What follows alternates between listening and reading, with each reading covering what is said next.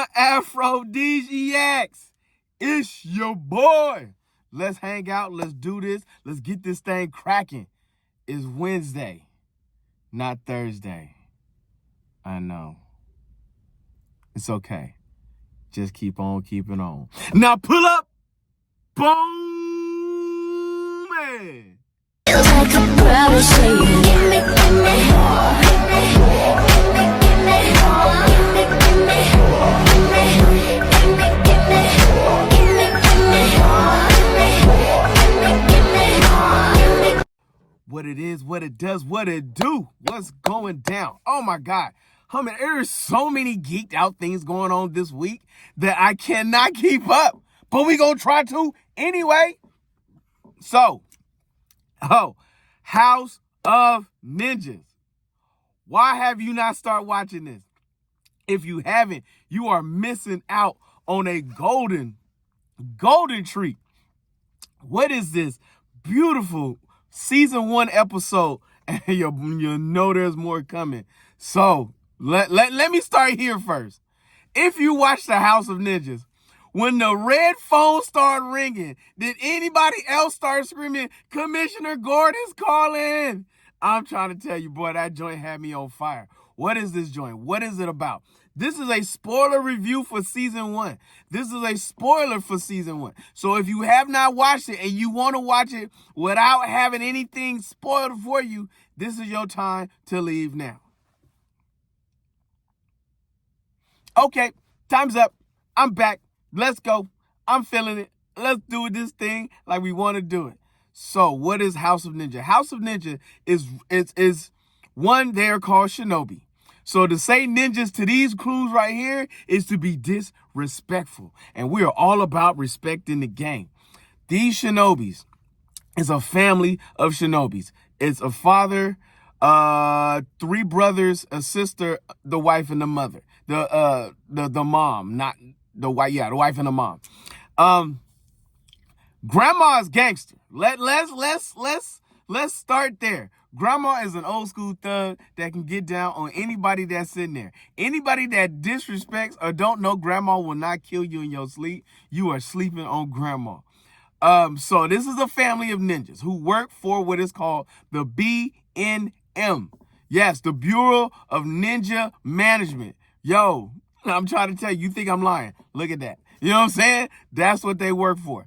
This group protects Japan secretly. They're like their secret private owned organization of people who are out there protecting the government, the governors, the people, saving folks, doing international work, just going across doing things. Well, this one family lost his older son on a mission to save a potential candidate, a potential governor of the state. You know what I'm saying? And by losing his son, he literally lost the drive to continue in the work of the shinobi. He wants to just be a normal family, which is why the youngest son thinks he's adopted. Because he's like, yo, something wrong with me. You know what I'm saying? Because I'm not like the rest of y'all. Because he has no clue that his family are a family of shinobis. The older son was the most beloved of the family.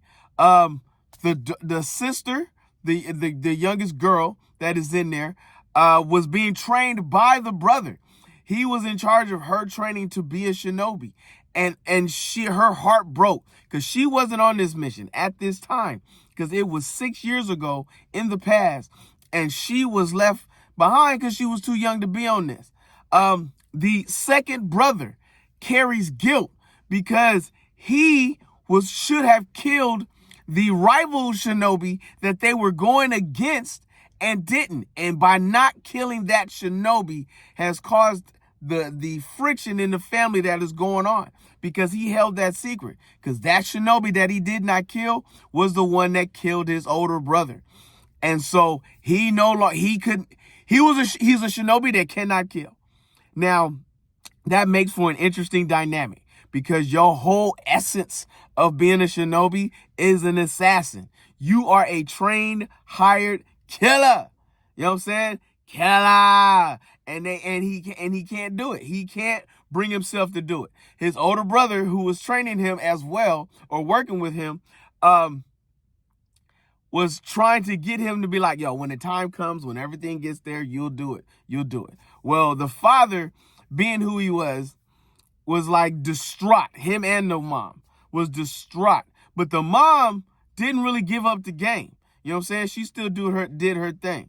And the dad was just like, look, we need to run the sake shop and just do that. That's all I want to do. I don't want to go on no more missions. I don't want to be out there.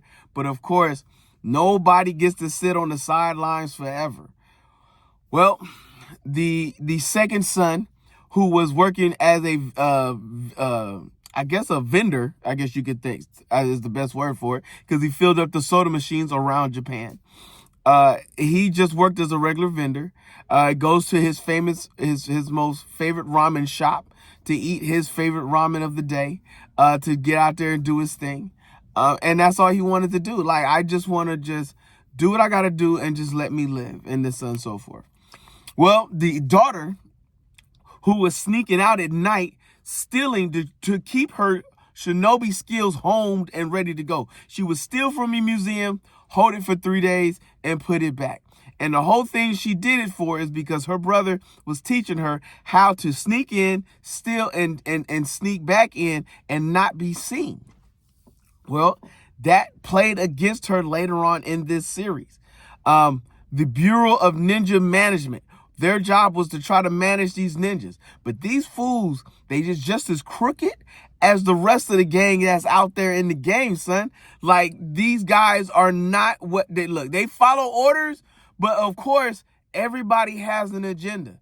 And what you will find out is that agenda will get you killed or get you put in a position that you don't want to be in. And the BNM will be put in a position they don't want to be in on this series. Because, spoiler alert, the brother ain't dead. He's actually working with the rival shinobi out there in the game, because their whole essence is, we need to be free. We want to be Ronin. Ninjas without a master. A warrior without a master. The BNM only works for political gain.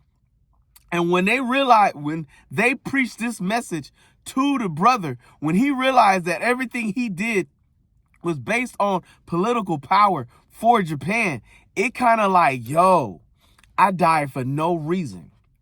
I'm out here doing these things for no reason. Well, of course, one thing leads to another. The BNM are trying to find out who are these rival shinobis. They secretly get the wife to start doing missions. They secretly get the second son to start doing missions because he's in love with this reporter, and they using that reporter to make him do what they want to do and like be in his pocket for the rest of their life. The brother shows back up. The family's in shock and awe. They're like, oh my God, it's been 6 years. He's still alive. Oh my God, he's really working for the bad guy. To, oh my God, we got to fight him. Then now we got to take out the extra shinobi and all the rest of these things. And the leader of the shinobi is the one that the second son should have killed, but he didn't kill him. And all these things is popping off. And the reporter is being hunted by the rival shinobi, and she needs to get away. And the second son is trying to protect her because he loves her. But then the BNM is using her to be like, yo, you keep talking to her, we gonna kill her, or you gonna do what we want you to do. Bruh. Yo, if you like my brother's son, my brother's son, and all those that go with it, this is just as climatic and dramatic as any other thing that's out there in the game. Oh my Lanta.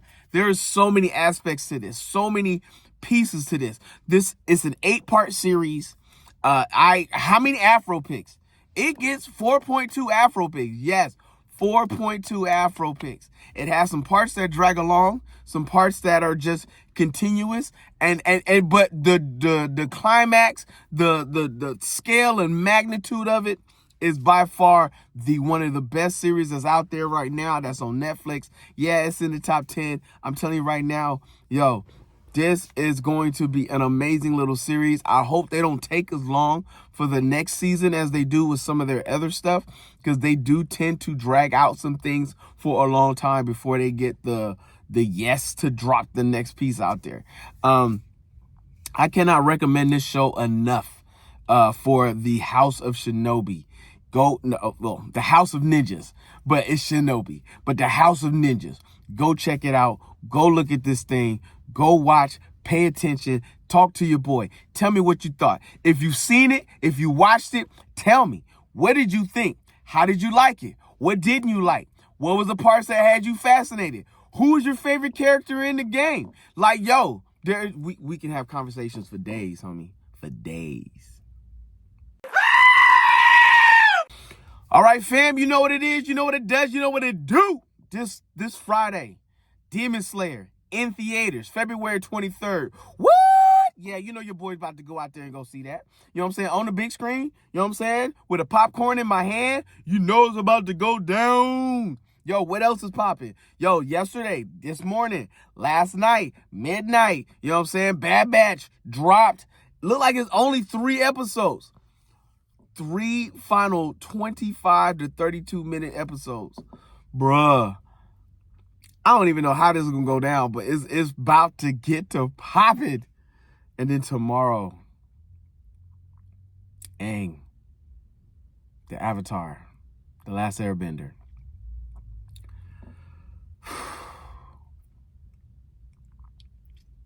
Yo, it has never been more great to be a geek than right now in this time. So we got things to talk about, people. Things to talk about. But you know the word. If you see a man's in the streets, hit him with a beats and hit him with a jingle jangle, baby. Jingle jangle. Listen to me now.